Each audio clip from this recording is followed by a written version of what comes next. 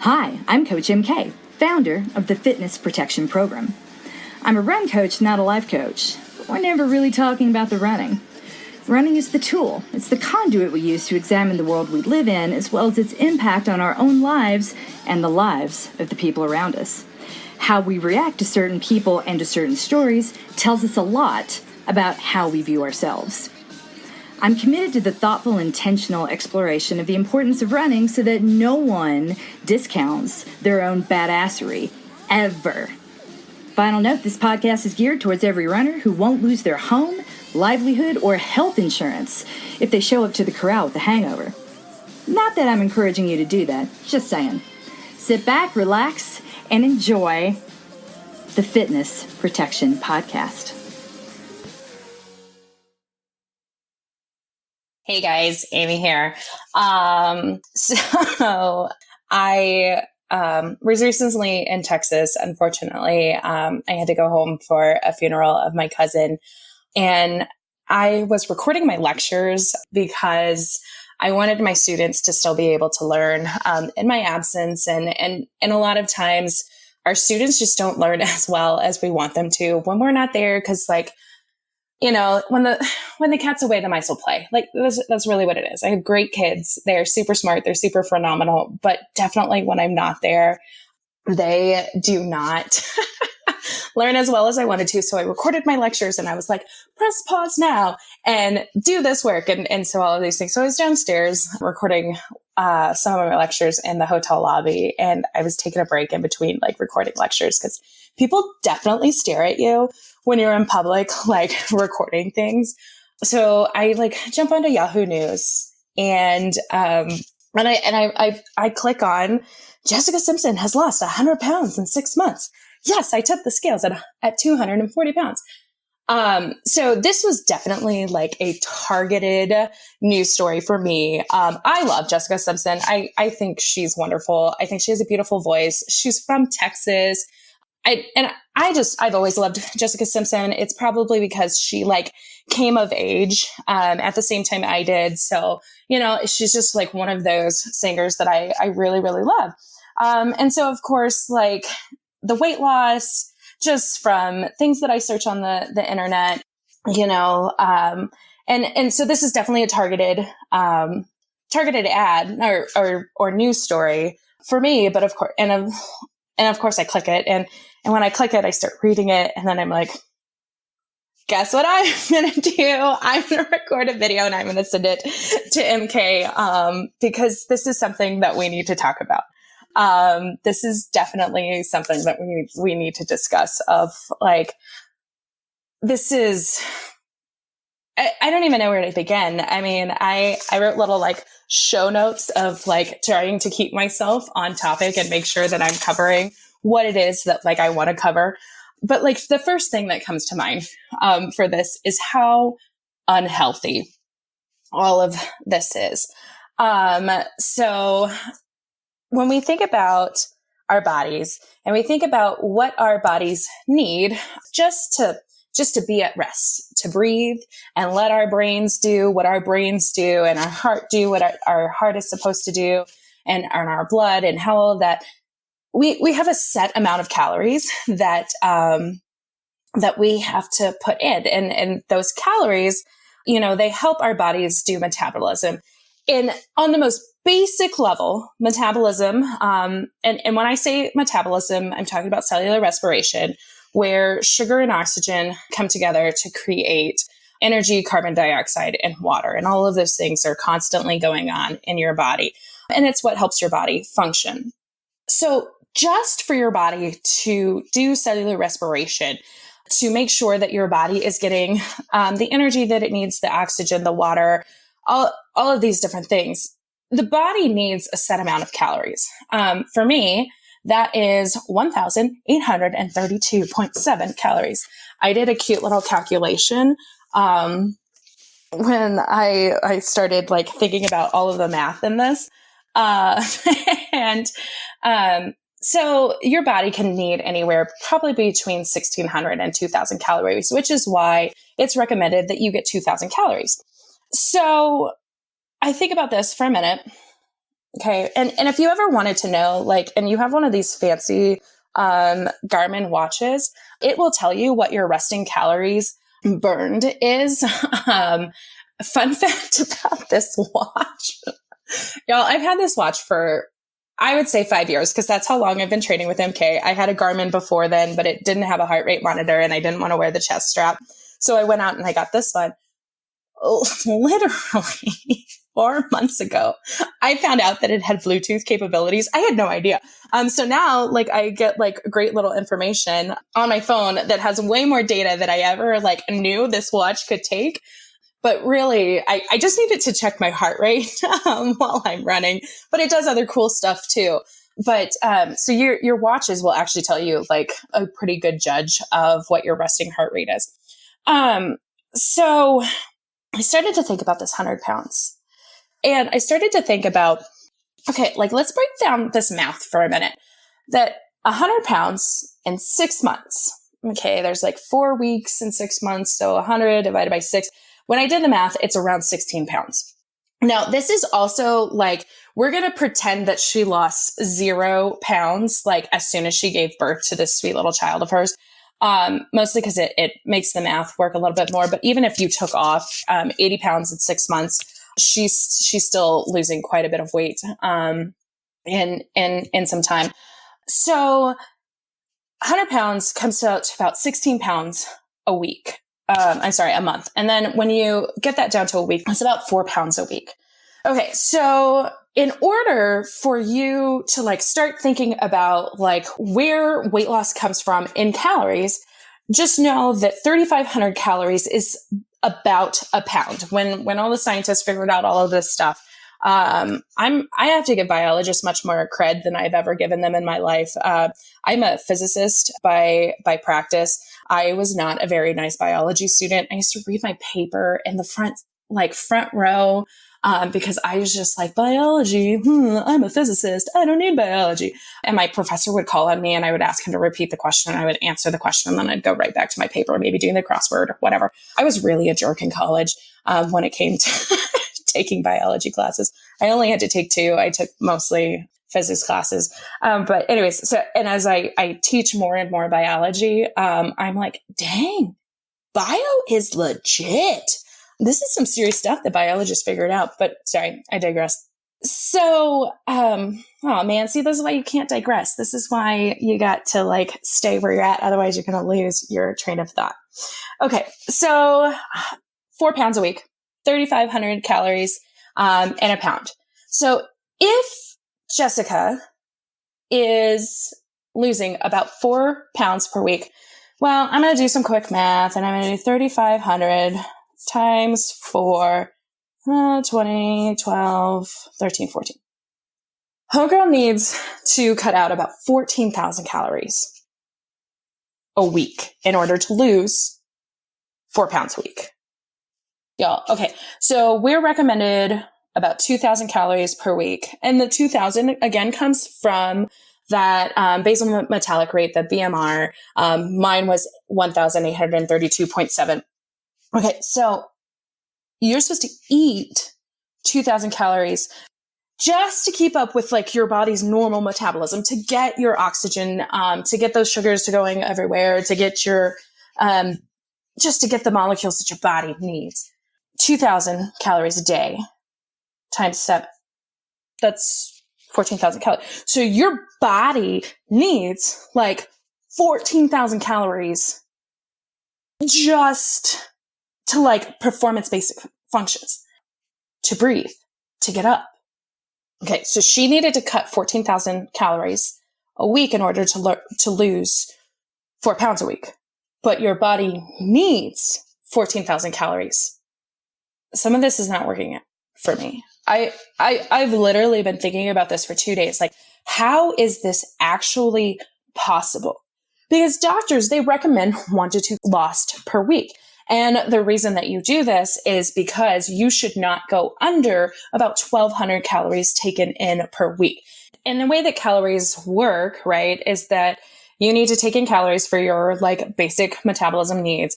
But if you take in less, that's where the weight loss comes from. So 2 pounds a week. That's about 7,000 calories. So you end up taking in about 1,500 calories if you're losing 1 pound a week. And then you're like on some iffy, you're on some iffy ground, but that's where you kind of kick in the exercise to get those 2 pounds a week.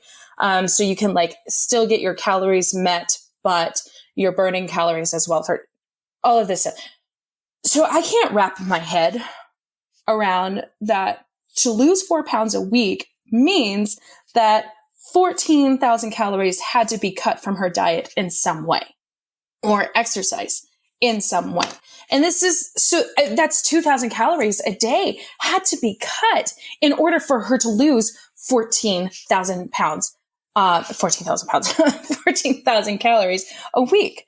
Okay. So, something that MK and I have been talking about a lot in the last couple of weeks that I had no idea that this was a thing. But doctors won't, look at disordered eating until your BMI is around 17. Once your BMI gets below 17, you're looking at anorexia nerviosa, and maybe it's nervosa. I can tell you at 240, my BMI, I actually calculated my BMI is 40. And if I dropped down to, I don't know if I still have the tab up, where I actually like calculated, and all of this stuff, guys, this is Googleable stuff. So if I, calculated my BMI real quick for what I would be at 140, and Jessica Simpson actually is taller than me. I think she's a lot taller than me. So she probably had a much smaller.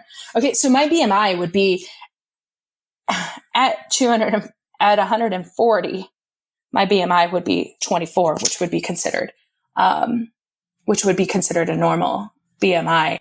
And there's a lot of issues with BMI and things like this, because it doesn't take in the percent of body fat that you have, but that's neither here or there right now. So if I were to lose 100 pounds, like Jessica Simpson, in 6 months, I would go from a BMI of 40 to 24. And I would go from the obese range to the healthy range. And my doctor would say, hats off to you. I would have had disordered eating for at least 6 months before, probably even longer if I lost 100 pounds in six months. And my doctor may or may not, I can't speak for my doctor. My doctor is happy that I'm running again. My doctor is happy that like I, am not eating out as often as I have in the past. You know, like I can't speak for my doctor, but to know that, the disordered eating can go on until you are at a BMI of 17, how long that would take, dropping 100 pounds in 6 months, you have set up some serious patterns of behavior at 6 months. You know, like that old adage of it takes 21 days to make something a habit. 21 days to make something a habit. That's 3 weeks. Disordered eating may have occurred 6 times 4, 24, at least 24 weeks. So I also I just have to pause because this to me, and why I sent this to MK is because this is scary.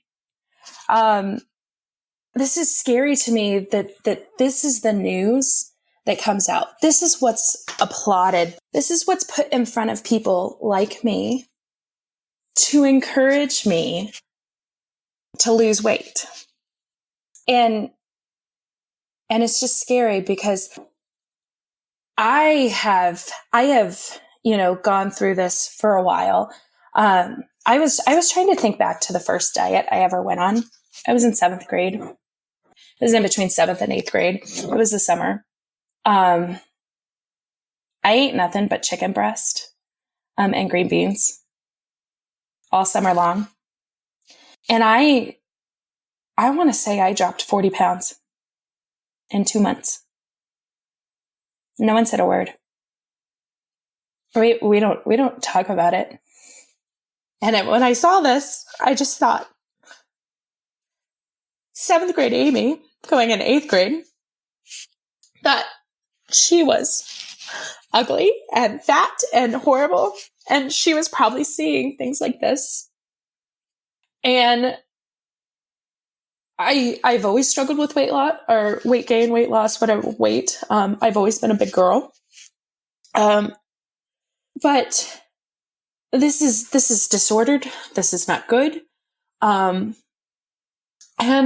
it's scary, to think about.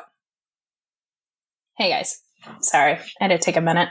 I had to plug in my computer, and then I had to get more coffee, and I had to cry for 2.7 seconds.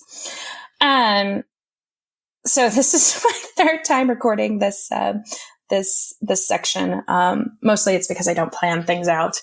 And that's a lot of who I am. I don't plan things out. I'm very on the whim. It's just who I am. It's what I like to do. And, sometimes it comes to a detriment to me. Like not having a campsite, in, Jackson Hole, Wyoming, as I'm driving in at midnight. It happens. It's okay. It's no big deal. There are hotels.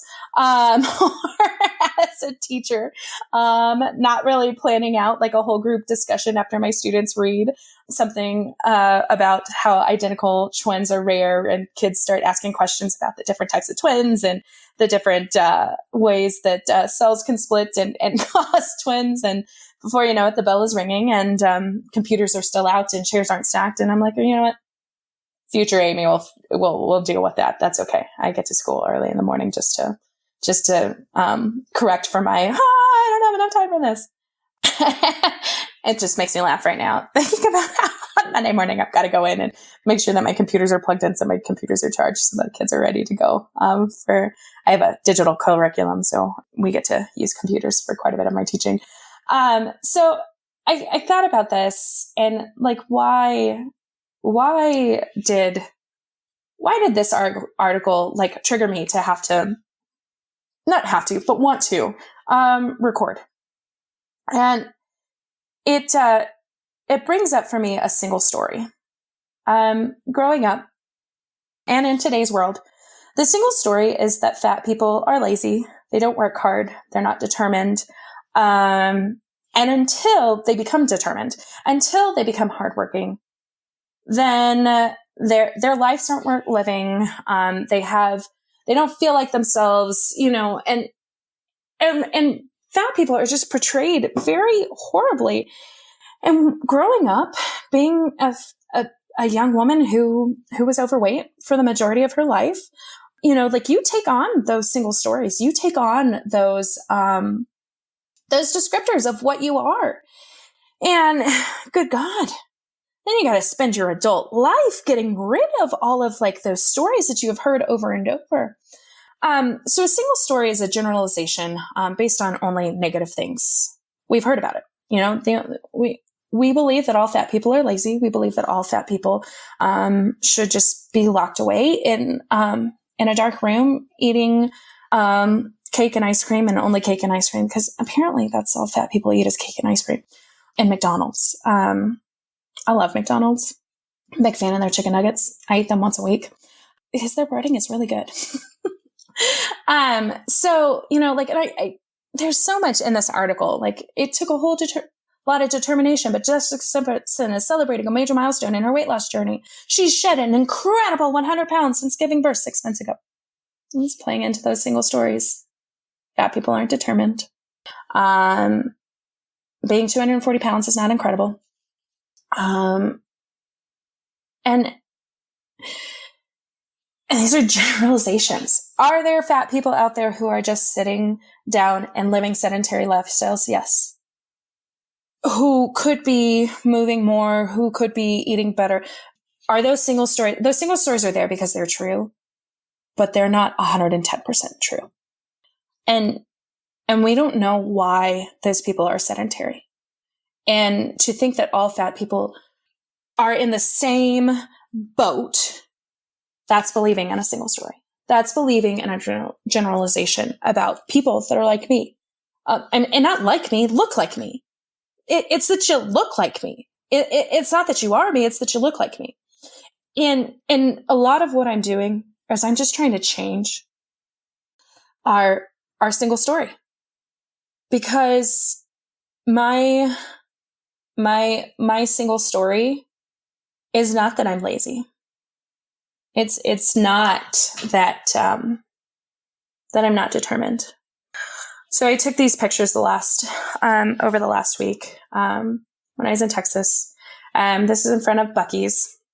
Buc-ee's is a gas station in Texas that is like a huge deal. And my mom, when we stopped to get gas, she asked me if I was going to take a picture, and I said, "Mom, I don't really think that now is the proper time."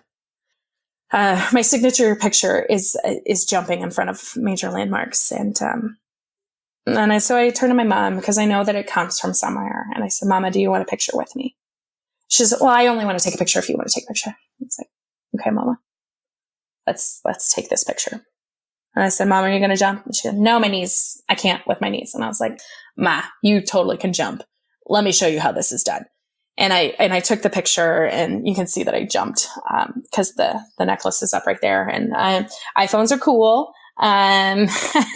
They do live photos, and so I can actually like get in on the shot of me with my legs actually up. But this is just the still that it stops on. I kept on watching this over and over and over again because you can see my quads fire in this photo. And it's just beautiful. My quads are probably like my favorite part of my entire body. And watching them like fire as I'm jumping is just the most beautiful thing in the world. And if I believed those single stories, I would not be able to talk about my quads the way that I am right now, and being so proud of those quads and how strong they are and how wonderful they are. And you know, guys, this is me tipping the scales at 240. I also took this picture in Skechers because my mom was looking for shoes. And we were in between things, and she's let's go shopping. And this is a slanted mirror. And I love slanted mirrors. And slanted mirrors show my body the way I see my body. Not the way society sees my body. Not the way the single story sees my body. And I just like, these are great pictures of me rocking 240 pounds. This is me. And I spent a good 20 years believing single stories because of headlines like this. But I wasted a lot of years not really celebrating this girl right here, who's been a hard worker her entire life, who has, I'm going to cry again, but who has been as kind as she can be whenever she can be, and who is smart and loving and loved by so many people. Because I believed those single stories, and there are moments in my day when I believe those single stories. But every day I am fighting those single stories because they're not true. They are generalizations. Those single stories do not talk about the person who, again, is going to go pace someone in a marathon in 6 weeks and run a 10K the day before she paces someone. And they're not going to talk about the young woman who's working out and is stronger and wonderful. And those single stories, guys, they're dangerous, but they're not true. And they're not true.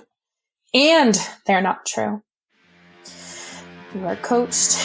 You are loved. And start doing the hard work of not believing those single stories. See you guys.